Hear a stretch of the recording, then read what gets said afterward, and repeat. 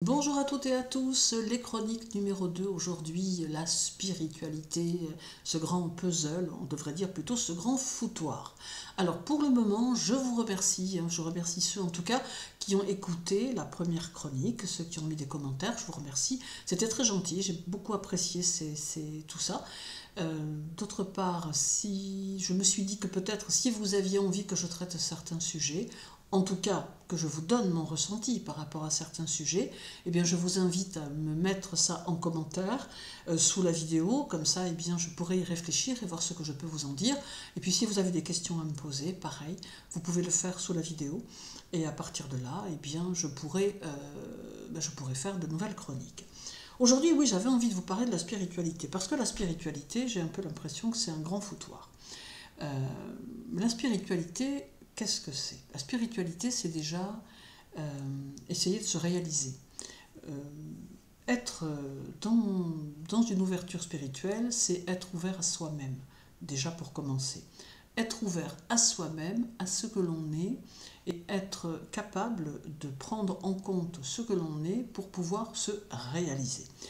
La spiritualité, c'est pas autre chose. Ça va pas forcément passer par tout un tas d'autres actes que l'on peut faire. Ça commence déjà par soi. Alors c'est bien, hein. Moi je vous invite de toute façon à être bienveillant avec les autres, hein, tout le temps, ça c'est important.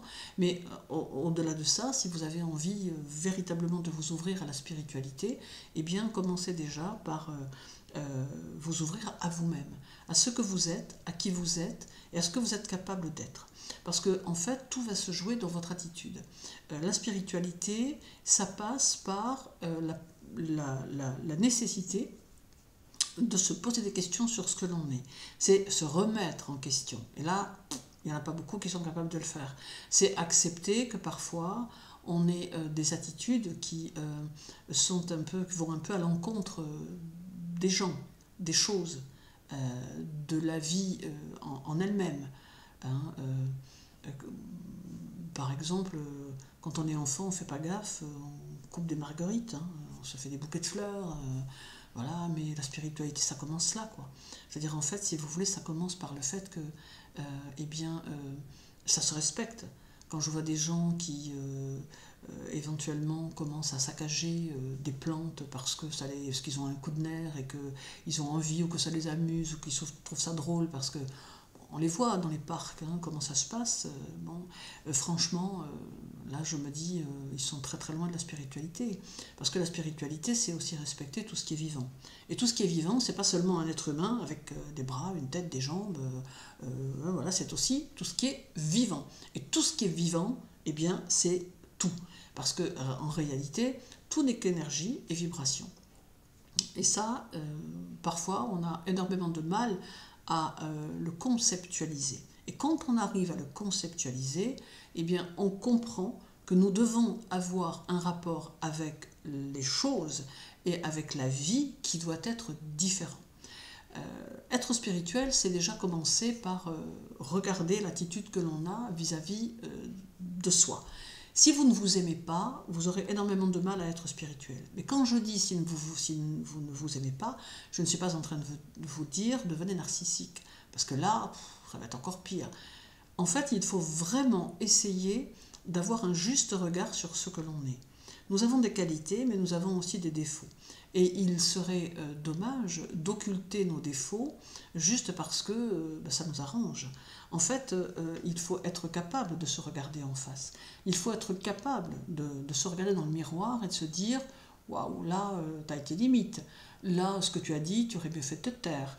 Là, pourquoi tu as fait ça? Tu n'aurais pas dû faire ce genre de choses parce que tu as porté atteinte à la sensibilité de quelqu'un ou à une situation ou à la sensibilité d'un être vivant. » Et lorsque je vous dis ça, je fais référence à ceux qui maltraitent les animaux, parce que ça fait partie des choses qui me tiennent profondément à cœur.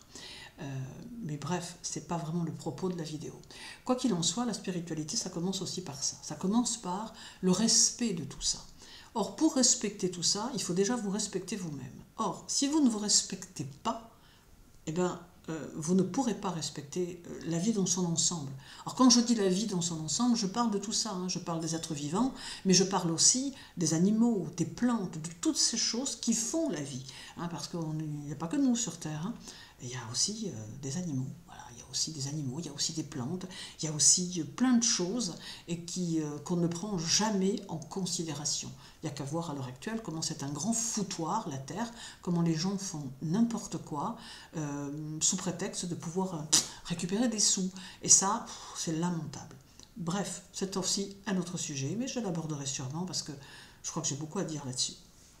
Quoi qu'il en soit, la spiritualité, c'est déjà être capable de savoir qui on est.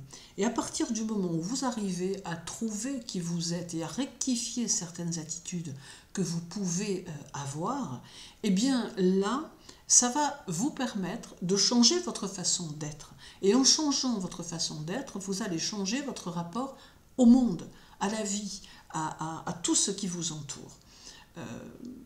Pour moi, il est inconcevable d'avoir, de ne pas faire preuve de bienveillance avec les autres. Par exemple, il arrive parfois que vous avez des gens qui vous cassent les pieds, qui vous agacent profondément.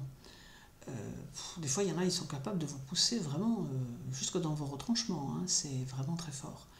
Mais finalement, quand vous y réfléchissez bien, ces gens-là ne sont pas heureux. Ils n'ont absolument pas trouvé leur chemin spirituel, même s'ils pensent le contraire.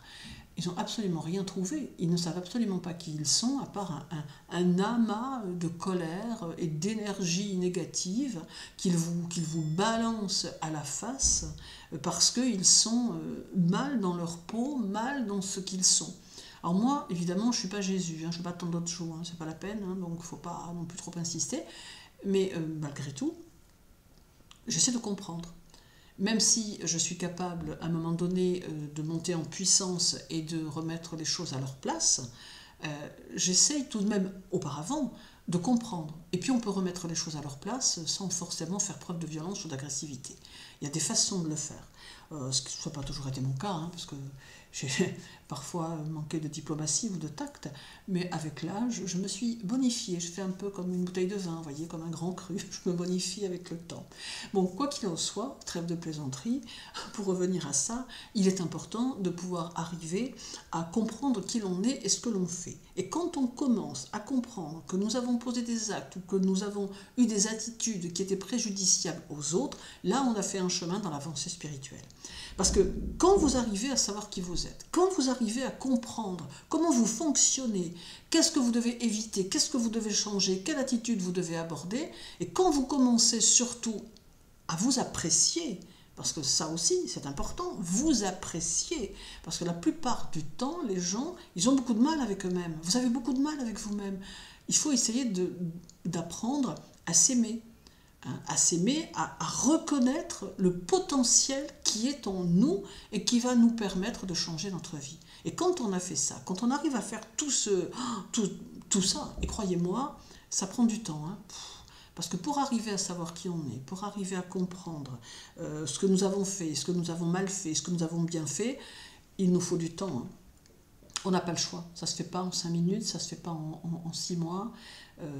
Moi j'en vois parfois sur internet des stages en 6 mois, devenez un être spirituel, apprenez à changer votre vie. Bah oui, pourquoi pas, en 6 mois vous pouvez apprendre à peut-être changer un petit truc. Mais si vous voulez profondément changer et devenir une meilleure personne, c'est pas 6 mois qu'il vous faut, c'est toute votre vie durant, parce que changer, accepter qui on est et découvrir en nous encore des choses qui ne sont pas top, mais c'est la vie entière. Vous savez, moi je vais vous dire, hein, voilà, j'ai 60 ans, enfin j'ai 61 ans pour être exact, passé, ça y est, hop, ils viennent de se faire. Eh bien, malgré mes 61 ans, je découvre encore parfois qu'il y a des points sur lesquels je pêche. Hein. Eh bien oui, il n'y a absolument pas d'âge pour se remettre en question. Au contraire, il faut continuer à se remettre en question. Une fois que vous avez fait ce travail, après vous pouvez vous ouvrir à la spiritualité. Parce que la spiritualité, intrinsèquement, c'est se réaliser. C'est pas autre chose. La spiritualité, c'est se réaliser. Mais comment voulez-vous vous réaliser si vous ne savez pas qui vous êtes? Ben ça, c'est pas possible. Donc quand on commence à découvrir qui on est, on peut commencer à se réaliser. Mais tous, autant qu'on est, on met beaucoup de temps à le découvrir. Franchement, il y a des gens, ils ont 20 ans ou 25 ans, ils s'imaginent, ils savent qui ils sont, ils vont se réaliser. Alors il y en a, oui, hein, il y en a vraiment, je dis bravo. Mais ce n'est pas la majorité, hein, parce que la majeure partie du temps, regardez notre parcours, regardez votre parcours de vie. Ben, vous voyez, vous arrivez peut-être à un moment de votre vie là où vous vous dites « Oh, ben mince alors, je me découvre un talent pour, je ne sais pas moi, la couture, je découvre un talent pour la peinture, oh, je découvre que mon travail, il ne me plaît pas du tout, mais qu'est-ce que j'ai fait pendant 25 ans, 30 ans, 40 ans dans ce métier? Ça ne me correspond pas, c'est pas ce que je veux. » Et là, vous découvrez que vous avez un autre talent, une autre possibilité, une autre aptitude. Ben voilà, vous avez fait ce travail sur vous, de travail de spiritualité. Alors la spiritualité, c'est aussi accepter la solitude. Ah, ça, c'est quelque chose qui est difficile, la solitude. Hein. Ouais, c'est difficile. La solitude, c'est difficile parce que c'est automatiquement être confronté à soi-même. Alors là-dessus, je peux vous en parler pendant des heures parce que je connais très très bien. C'est ma meilleure amie, la solitude, parce que la solitude, c'est quelque chose qui est important de la vivre pour pouvoir avancer sur son chemin. Alors chez moi, elle est volontaire, hein, c'est pas du tout, je ne vis pas du tout recluse ou quoi que ce soit, j'ai une vie sociale, tout ce que vous voulez, mais la solitude, elle fait quand même partie de ma vie et de moments dont j'ai besoin d'être seule, parfois une semaine entière, pour pouvoir réfléchir, avancer, travailler aussi, parce que c'est ce qui me tient le plus à cœur, je crois. Et en fait, voilà. Et cette solitude, on a besoin de l'avoir pour se retrouver face à soi-même. Eh bien, ça permet de réfléchir. Quand on se retrouve seul face à soi-même, pour des raisons X ou Y, hein, il y en a qui le veulent, comme moi, puis il y en a qui ne veulent pas, donc qu'importe. Eh bien, vous savez, au lieu de vous en faire une ennemie et d'être terrassé par la solitude, faites-vous-en une amie. Véritablement, regardez ce qu'elle est capable de vous apporter. Eh bien, au départ, c'est très dur, parce qu'au départ, il faut réfléchir sur soi, on est confronté à ses propres trucs, on se dit, oulala, parce que vous savez, quand on se retrouve tout seul, on réfléchit. On réfléchit beaucoup, on réfléchit à ce que l'on fait, on réfléchit à ce que l'on est, on réfléchit à tout un tas de choses. Et puis, quand on avance dans la réflexion, on s'aperçoit que cette solitude, en fait, eh bien, elle va vous faire cogiter sur des situations qui vont vous permettre de comprendre quel mécanisme vous avez mis en route pour avoir tel ou tel comportement ou telle attitude à ce moment-là. Et à partir de là, ça va vous aider à transformer votre vie. Moi, j'y crois à la transformation de la vie. J'y crois parce que je l'ai appliquée. En tout cas, entre parenthèses, tout ce dont je vous parlerai à chaque fois dans les chroniques, ce ne sont que de l'expérience. C'est du vécu, hein, c'est pas, je ne sors pas de bouquin. Je veux dire, d'ailleurs, ça m'intéresse pas. Ce dont je vous fais part, c'est de mon vécu en tant que personne, mais de mon vécu aussi en tant que professionnel, parce que ça fait quand même plus de 40 ans, hein, puisque voilà, que je reçois des gens, que je vois des gens, que je fréquente des gens. Donc c'est pas une petite expérience comme ça, etc. C'est vraiment une expérience de vie et qui peut-être sera encore plus longue dans 20 ans, hein, je l'espère, en tout cas, on verra. Bon, ça, je sais pas, c'est pas moi qui décide finalement. Oh, quoique, peut-être. Mais ça aussi, on en reparlera. Quoi qu'il en soit, véritablement, si vous voulez, cette solitude est importante. Elle est importante parce qu'elle fait progresser sur le chemin de la spiritualité. Et la spiritualité, elle va passer par là. Elle va passer par un meilleur accord avec vous-même, une meilleure découverte de vous-même, véritablement être capable de reconnaître vos défauts, vos potentiels aussi, hein, parce qu'il ne faut pas non plus vous pencher que sur vos défauts. Vous avez aussi des qualités, et ces qualités, il faut les faire ressortir. Et quand vous arrivez à faire un peu le point au milieu de tout ça, vous n'avez pas besoin de courir dans la forêt en poussant des hurlements qui dérangent la forêt et les arbres, qui doivent se poser plein de questions. Il vous suffit de rester chez vous et de vous dire, bon voilà, maintenant je vais passer un petit moment seul, je vais rester seul pendant 2-3 jours, volontairement, et je vais réfléchir à ce que je veux, au sens que je veux donner à ma vie. Et là, ben voilà, vous y êtes, c'est ça la spiritualité. Quel sens vous allez donner à votre vie? Le sens que vous allez donner à votre vie, c'est celui que vous allez choisir. Et vous allez choisir de donner un certain sens à votre vie. Pourquoi? Eh bien, parce que vous avez pris le temps de réfléchir sur qui vous êtes. Vous avez pris le temps de vous poser sur vos qualités, vos défauts. Vous avez pris le temps de vous poser sur vos attitudes. Vous avez pris le temps de vous poser sur votre parcours de vie.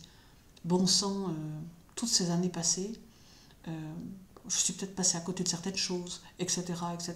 Vous voyez où je veux en venir? Voilà. Et donc en fait, l'important c'est ça.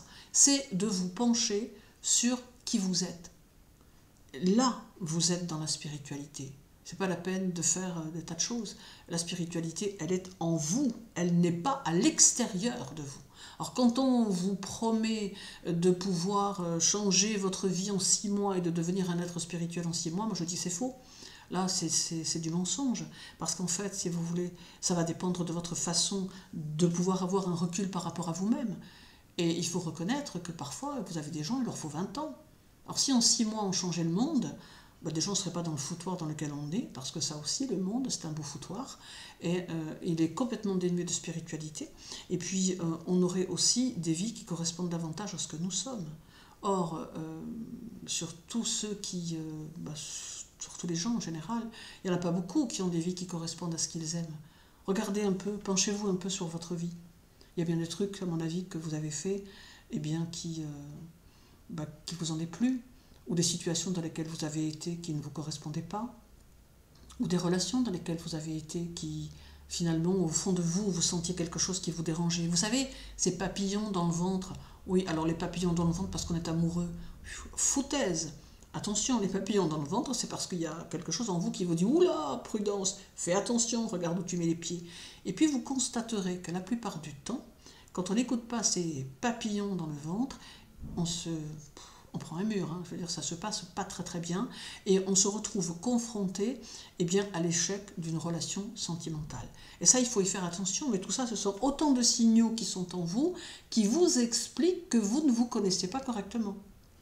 Parce que quand vous commencez à mieux vous connaître, vous savez que tout ça, il faut le prendre en considération.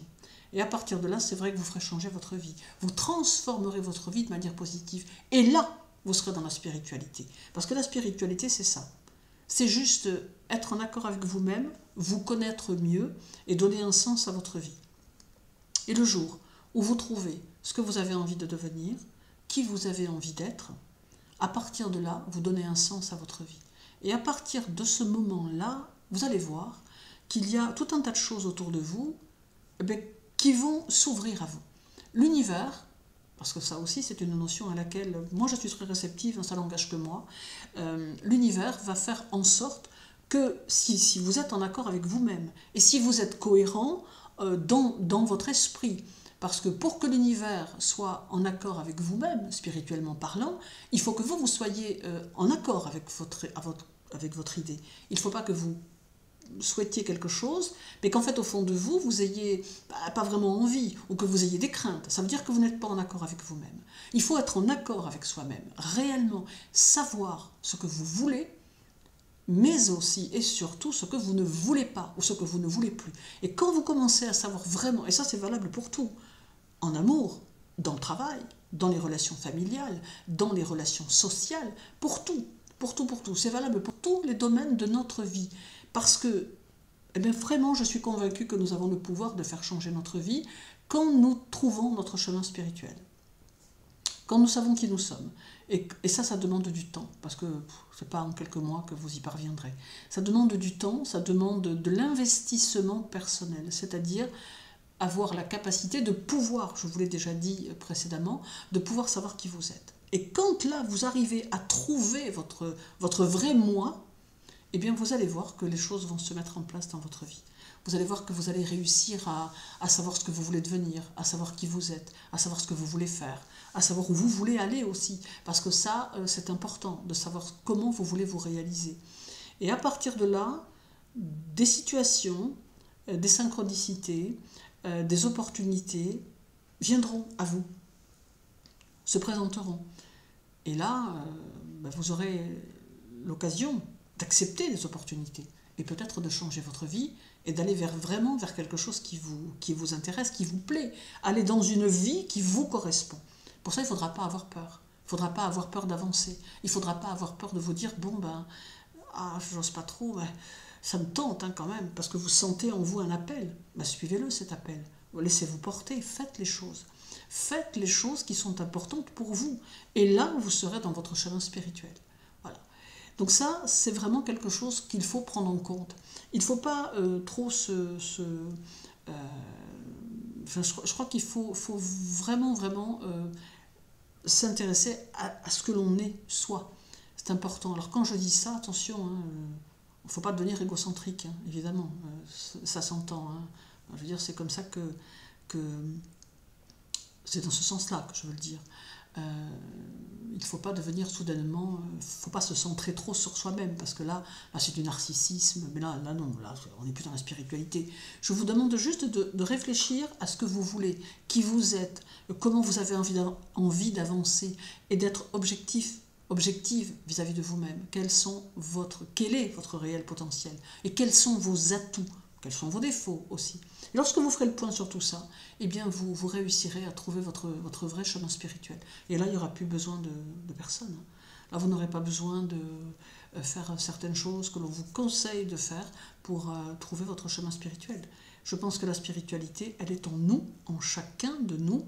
Il faut aller la chercher. Elle ne va pas venir d'elle-même à vous. Ça, c'est pas vrai, ça. C'est pas parce que vous allez... qu'importe ce que vous pourriez faire, parce qu'après, bon, je vous donnerai des exemples qui ne seraient pas bienveillants de ma part, mais qu'importe donc ce que vous pourriez faire, mais si vous attendez que la spiritualité, elle vienne à vous comme ça, non, la spiritualité, elle est en vous.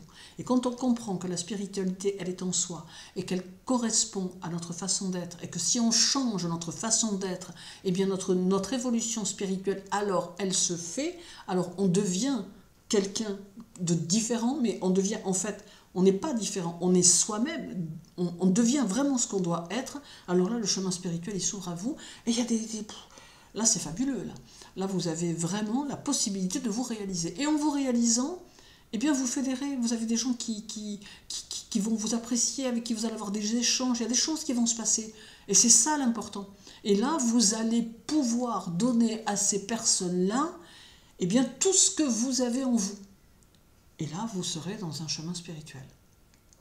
Voilà, c'est pas plus compliqué que ça, en fait, finalement.